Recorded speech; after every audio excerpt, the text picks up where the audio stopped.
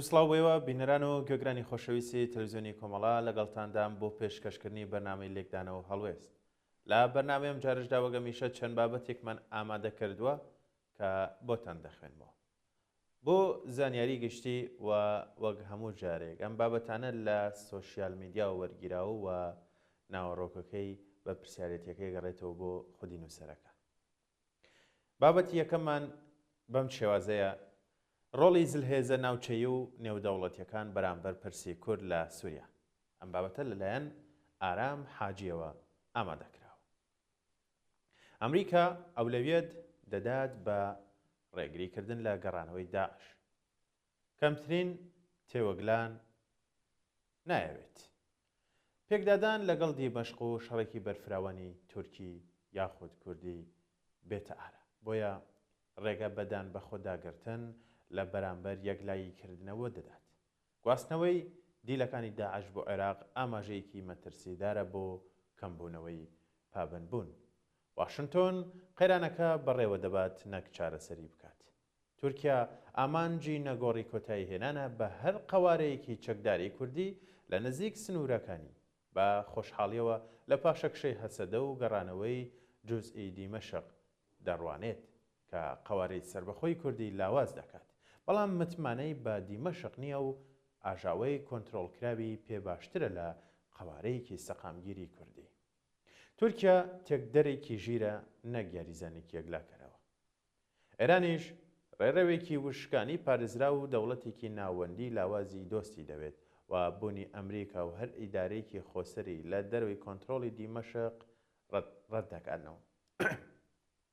پشتگیری لە گەڕانەوەی دەوڵەتی ناوەندی دەکات. بەڵام بە مەرجەکانی خۆی رووسیا دەیەوێت سەرکەوتنێکی سیاسی نەک سەربازی بچەسپێنێت. دیمەشق لەسەر ئاسی ناوچەی بسازێنێتەوە و هەڵوێستی بە ئاڕاستەی تەسویە و یەکخستنی شکلی هەسەدە دەڕوات. بەڵام سەرقاڵی بابەتی دیکەیە، بۆیە نفوزی لە پێشتر کەمترە لە دۆخەکەدا. ئیسرائیلیش یاریزانێکی بێدەنگە. چاودێری باشوور و بوونی ئێران دەکات و ئاژاوەی تەواو و دەوڵەتێکی زۆر بەهێزی سووری ناوێت. هەر ناسەقامگیریەکی گەورە وای لێ دەکات دەستێوەردان بکات. کوردیش لە ڕۆژاوا پەیەدا لەم نێوەندەدا بۆ هەر هاوکاری و پشتیوانیەک بگەڕێت دەبێت سەرەتا ئەوەی لەگەڵدا یەکلا بکاتەوە کەچی پێیە بۆ کورد و کەی وەزنی ئەوەی زانی ئەوجا دەبێت بەقەدەر ئەوە لە گەنموجۆی سیاسی و استراتیژی کوردی بداتێ و لێرەوەش ئەو پەیمانی استراتیژی بینا دەکرێت.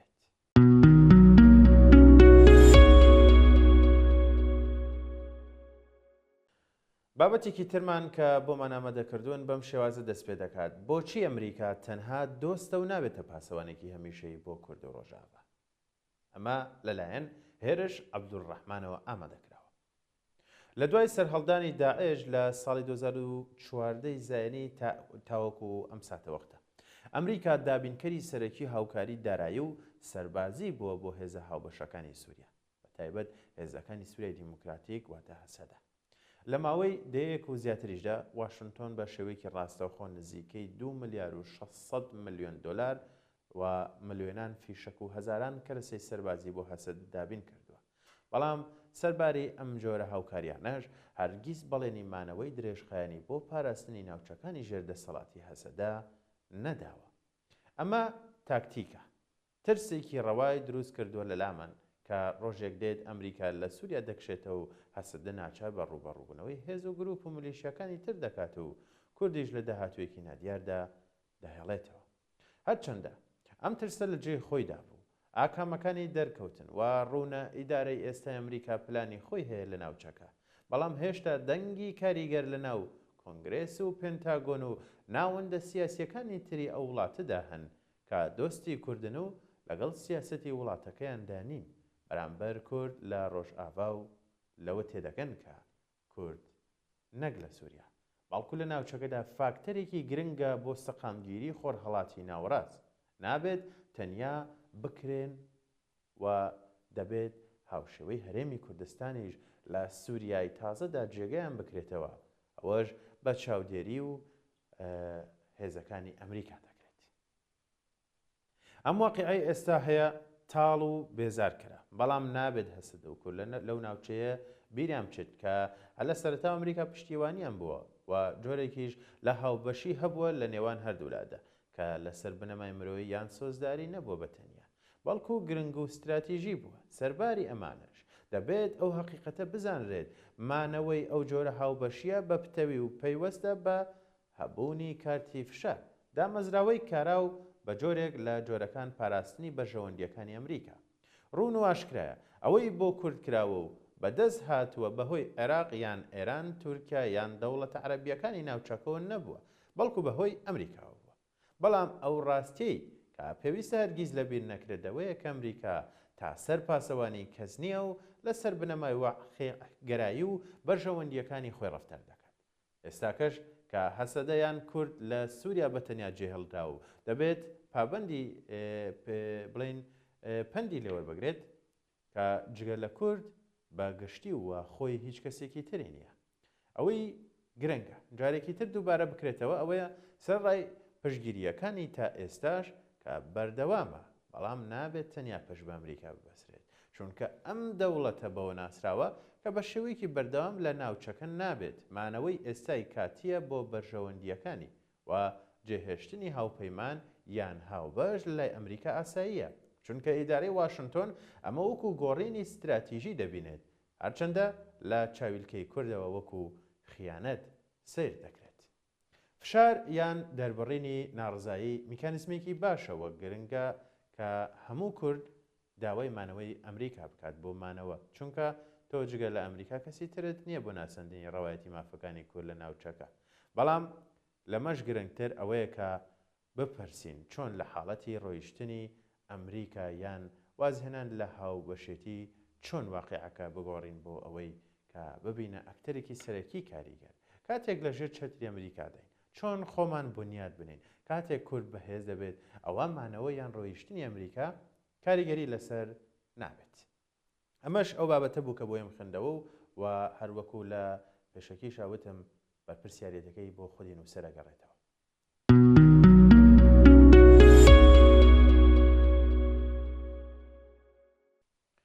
وێنەی تازەی ژنی کورد ئەمەش ناونیشانی بابەتێکی ترە لەلایەن ماردین ئیبراهیمەوە ئامادەکراوە ئامادەی ڕۆهەڵات ئەفرین سەرۆکیەکینەکانی پاراستنی ژنان لە تەنیژ مەسلوم عەبدی و بەرامبەر جۆلانی و شەیبانی و تۆماس پارک ساتە وەختێکی گرنگی مێژوویە کە پڕە لە مانای کردەی و ڕەمزی ئیتر ئەمە وێنەی ژنێکە کە نەک هەر هیچ کەسێک قیوم نییە بەسەریەوە بەڵکو خۆی سەرۆکی هێزێکی جەنگاوەرە و نوێنەرایەتی کێشەیەکی ڕەوای ئاڵۆز و قورسی دۆزێکی نەتەوەیی دەکات ئەمەش وێنەیەکە ئەگەر نێرسەلاری ناوخۆجارێک لێ بترسێت و پێی قەڵەس بێت ئەوە کۆلۆنیالیزمی عەرەبی ناسیۆنال فاشیزمی ئیسلامی جۆلانی دوو جار پێ قەڵسا جارێک لە گۆشەنیگای کۆلۆنیالیستیەکەوە بەوەی کە کوردی ژوای لێ هات بەرامبەر نەتەوەی خۆسەپێنەری سەردەست پێ بچەقێنێت و بڵێت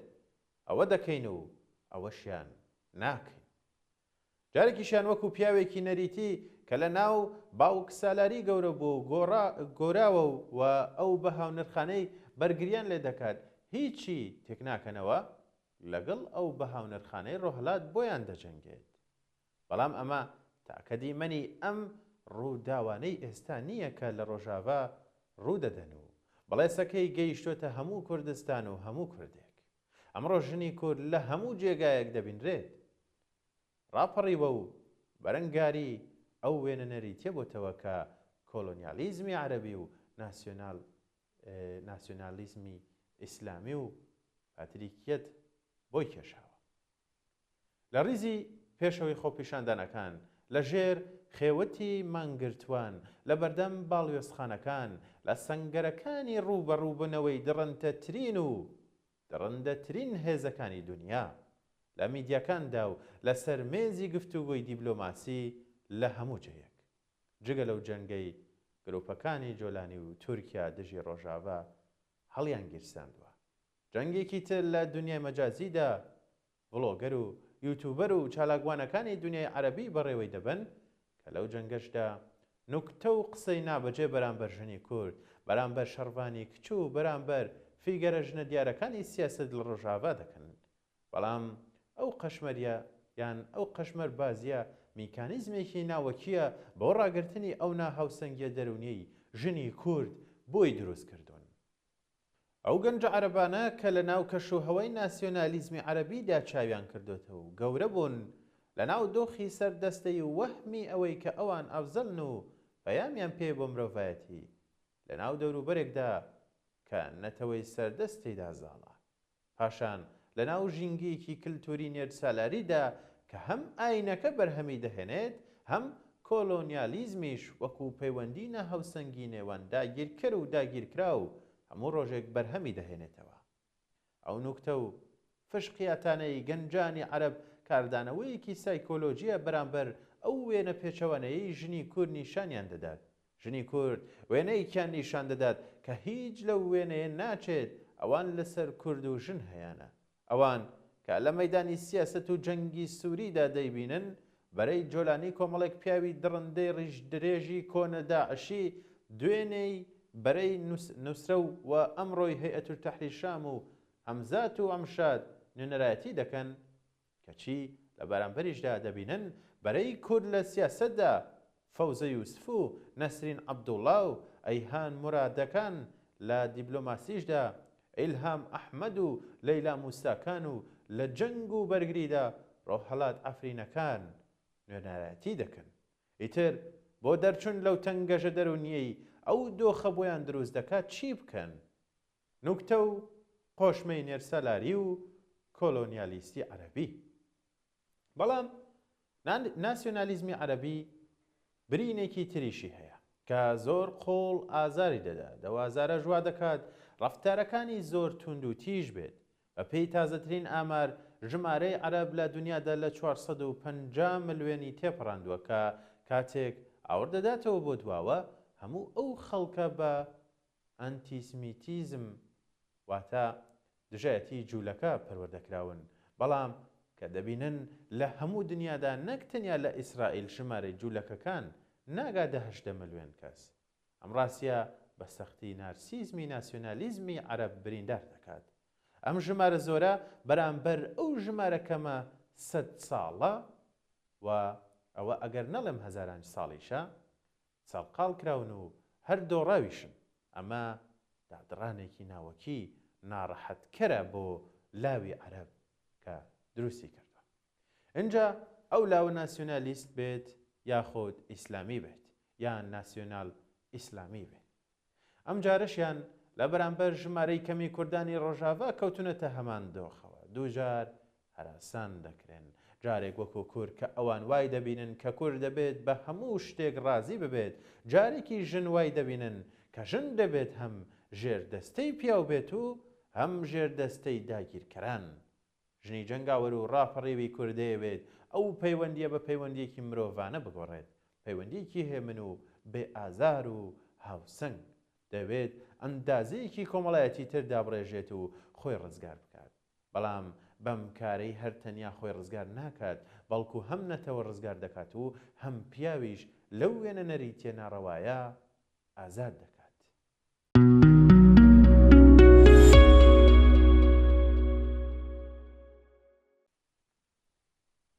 بۆچی ئەمریکا کوردەکانی سووریای جێهێشت؟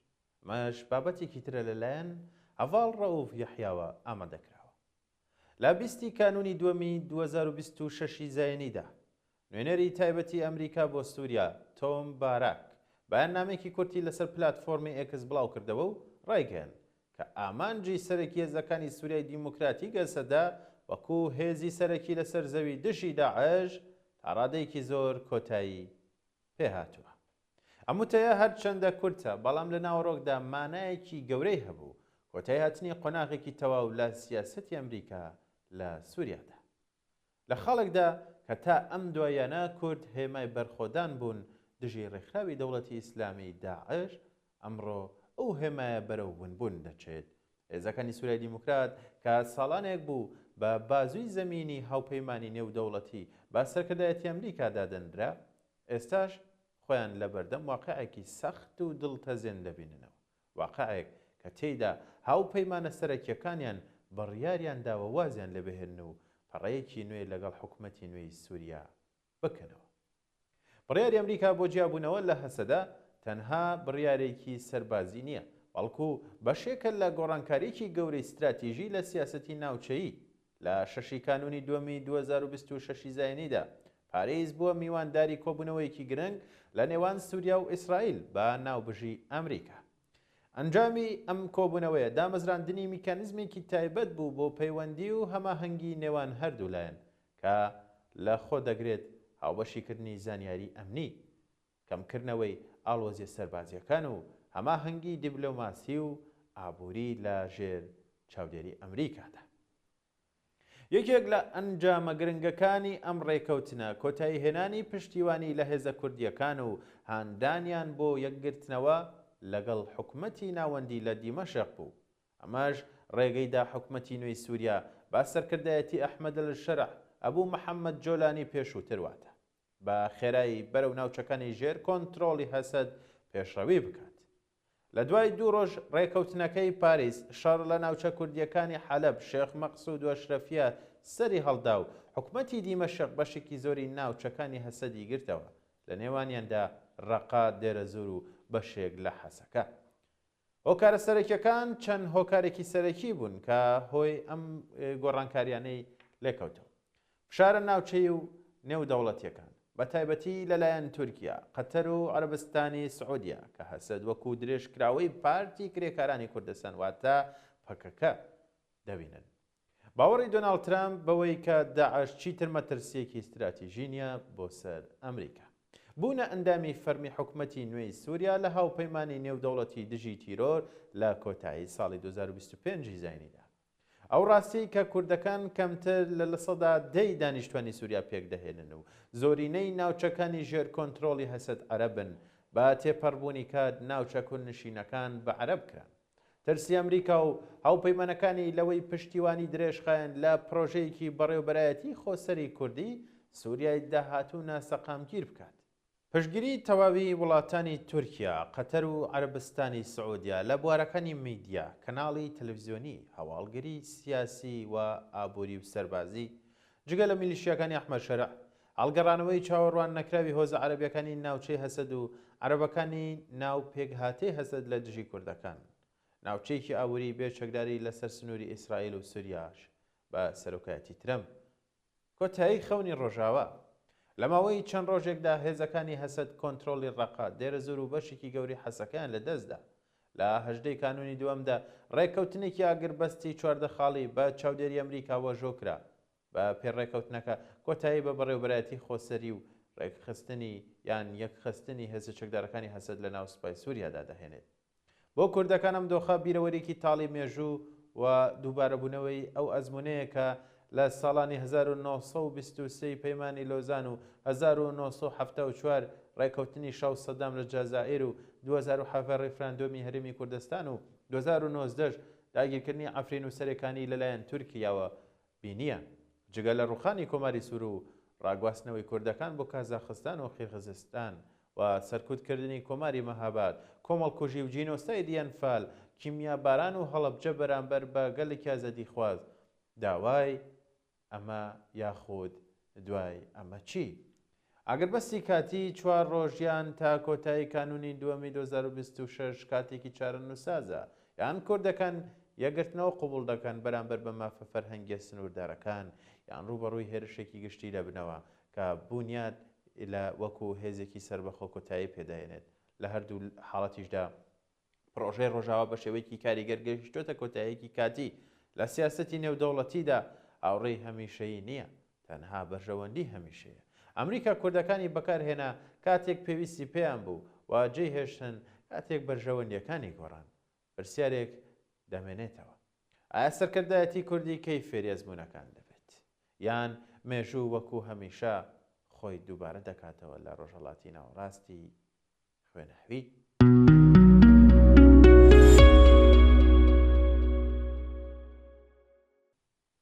بەڵێ بینەرانی خۆشەویست، ئەمەش بابەتەکانی ئەم جارەی بەرنامەی لێکدانەوە هەڵوێست بوو کە بۆ ئێوەمان ئامادەکرد بوو.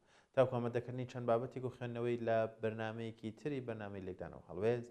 کات و سەتی خۆش بۆ هەموو لایەکتان و وا سپاس تاوکو کۆتایی ئەم بەرنمەیەش لەگەڵمانە بوون.